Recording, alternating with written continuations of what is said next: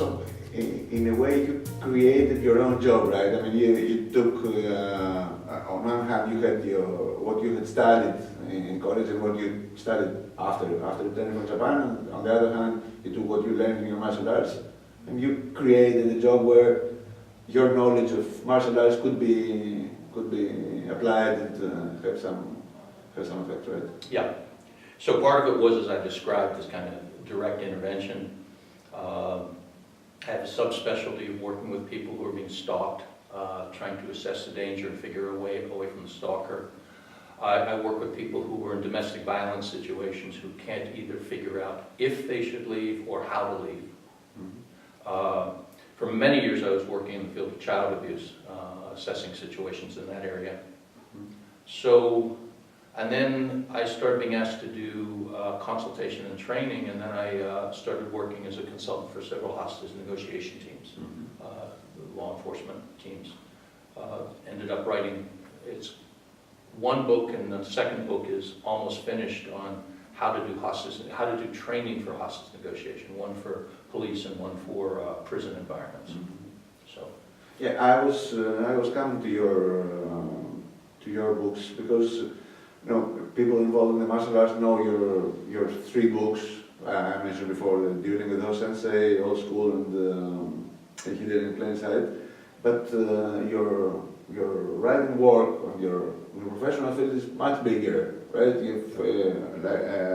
We discussed that over email, and now you are up to 20 books, right? Yeah, and I expect to have, let's see, probably 2 more this year, next year. Okay. Almost to the end of this year. Yeah. So I've written a series of books on, really there are different versions of the same book, to be honest, but I believe it's up to 11 on tactical de-escalation of aggressive individuals. Each one's profession specific, one for cops, one for prison, one for social workers, etc. I even wrote one for a verbal de-escalation for the armed citizen, for the United States Concealed Carry Association. As I say, I've written a couple hostage negotiation books. I've written an advanced book on called The Coordinator, Managing High-Risk, High-Consequence Social Interactions in an Unfamiliar Environment. And that was part of a DARPA project, the Defense Advanced Research Project Agency. I was a small part of that project, trying to teach warfighters and soldiers how to communicate with people who will never trust you, who will always on some level be your adversary. And that probably most explicitly has elements I've derived from Budo-jitsu in terms of Kiai-jitsu, Kamai, Ma'ai. For example, Ma'ai, there are 3 Ma'ai. There's the Ma'ai of space we all know about.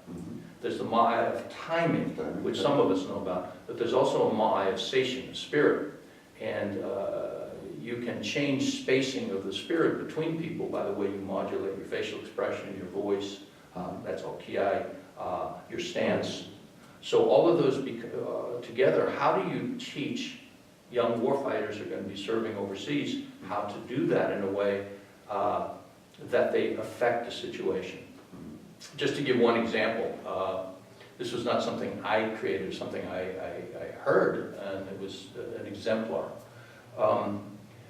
There was one area in Afghanistan, Americans were in that area, and there had been many attacks on the American force there.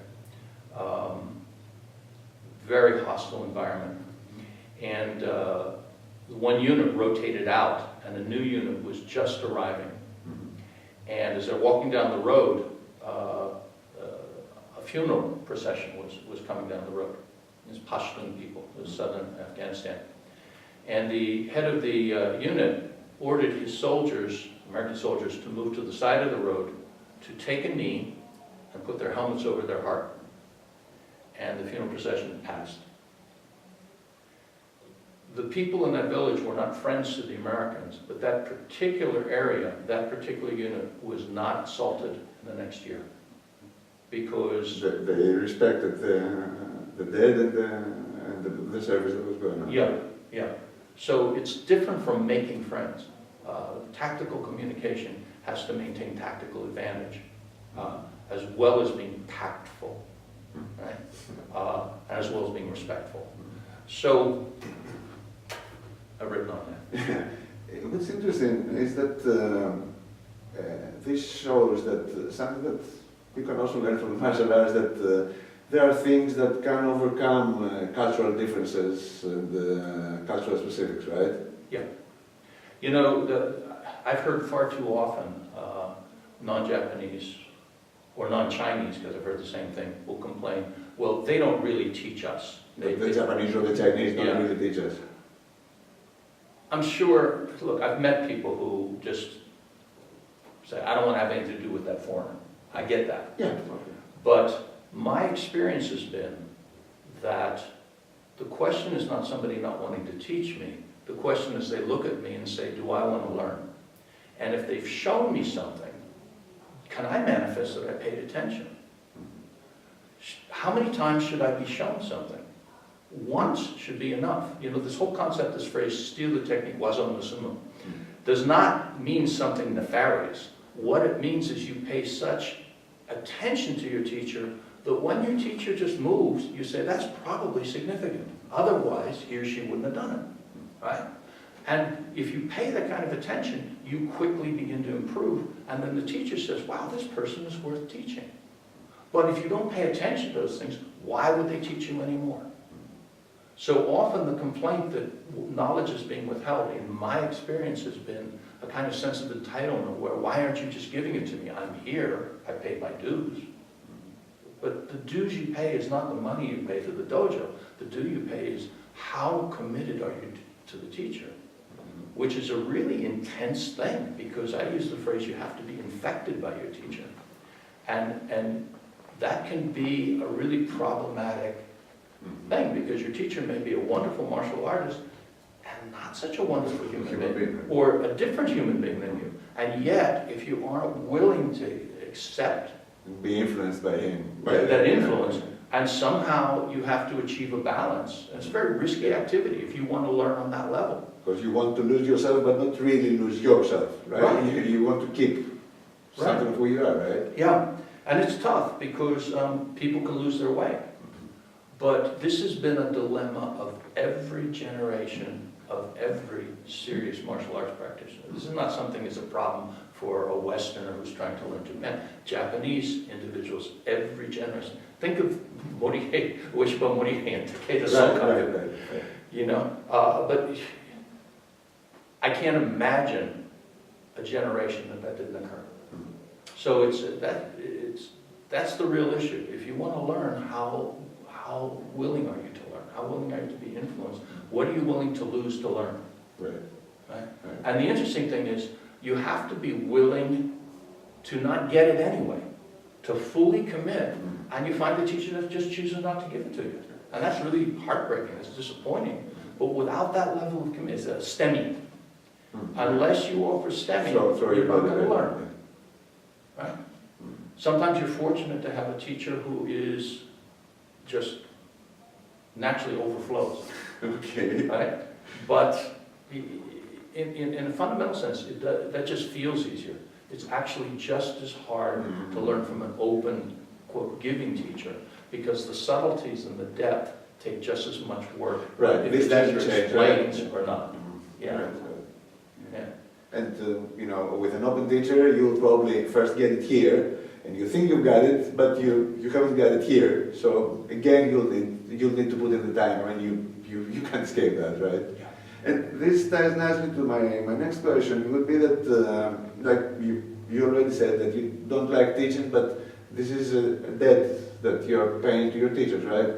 And but you have taught and you are still teaching, and I can personally testify because I didn't say that before, but one of the ways I know Ellis Amdur is because he was my first Toda-ha Buko-ryu teacher while I was in Greece. And you started teaching our Buko-ryu group in Greece, and then in Spain, and where else is it? That's it. That's it. But you also teach Araki-ryu in the Netherlands, right? No, that dojo closed. Ah, okay. I closed it. Okay. Anyway, but you not only you taught, but you taught and are still teaching in a different way than you were taught, right? In a seminar way, right? Twice a year, intensive weekly or 2 weekly sessions, and in a way that is, I know that it's touching on you, it's tiring for you, right? Taking a plane, crossing an ocean to come to the other side of the world and do 10 days of these schools. I mean, I always, wondered why you do that, and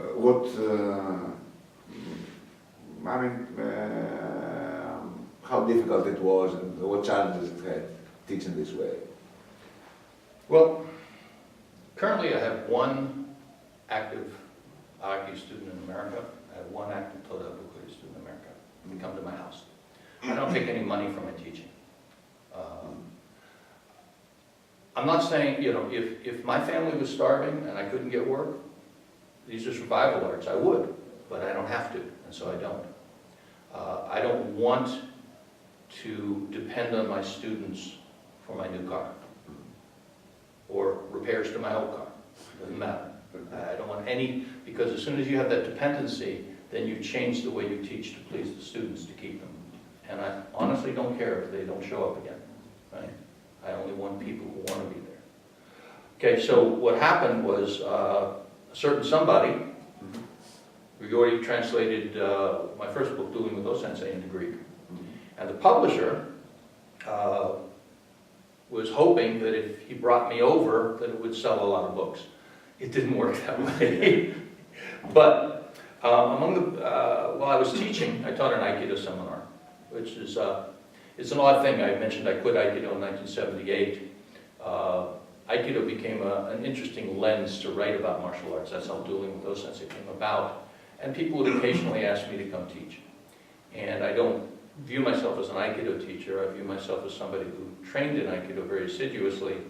And using Aikido as a frame, I'll bring in information that I've derived from other martial arts that hopefully will enhance people's Aikido practice.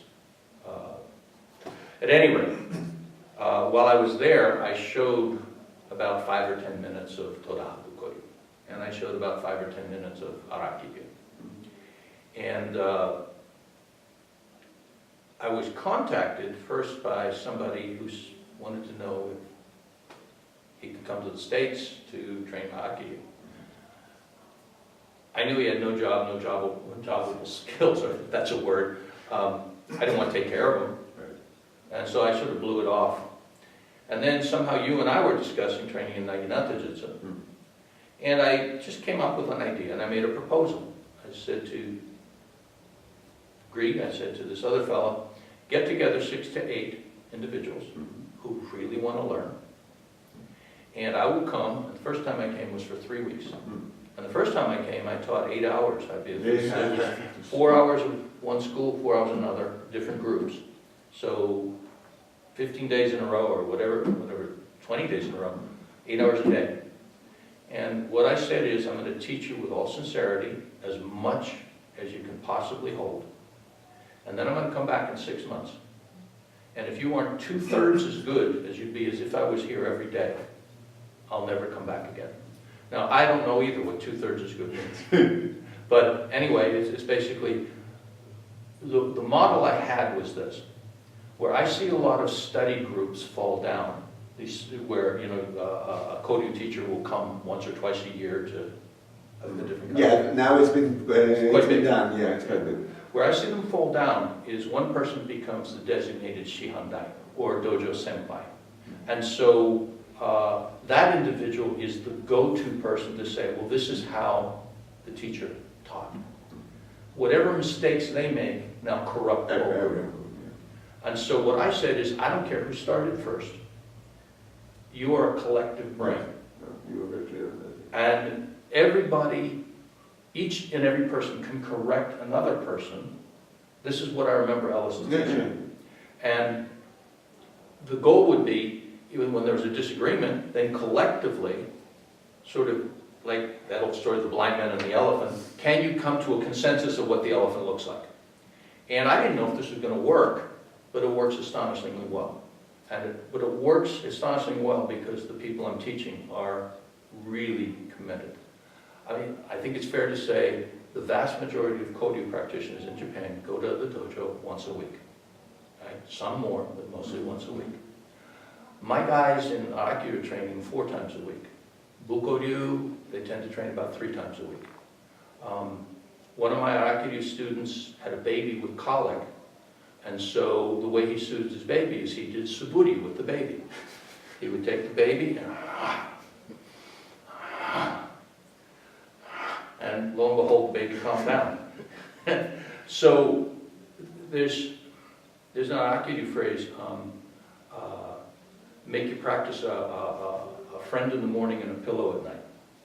It's got to pervade your life. And because the best of my students in Greece and now in Spain are doing that, they're progressing, even though I'm not there supervising every day. But had I done it the usual way, with, okay, you're the dojo senpai, you become my mouthpiece, I think it would have been a disaster from a perspective of really passing on anything of value.